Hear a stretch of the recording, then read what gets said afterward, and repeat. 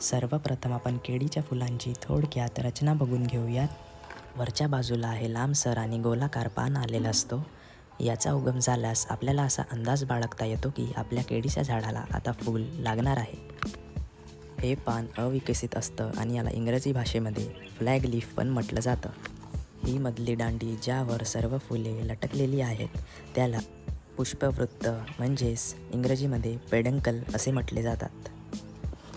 हा flag leaf केळीच्या दांड्याला खूप महत्त्वपूर्ण असतो, कारण तो उन्हाच्या तीव्र किरणांपासून त्याला वाचवण्याचं काम करत असतो.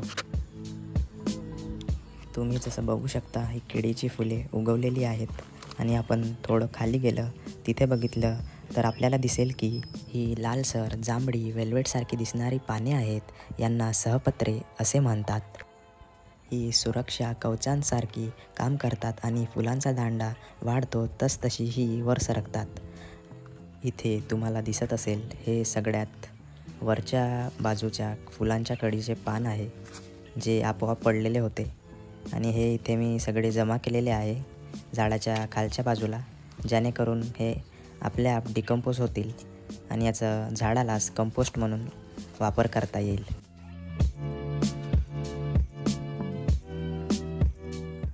हे खाली तुम्ही बघू शकता फुलांना कवर असलेलं पान आपल्या आपच गळून खाली पडलेलं आहे आणि हे आता खालच्या बाजूंना नर फुलं म्हणजेच की मेल फुलं पडलेली आहेत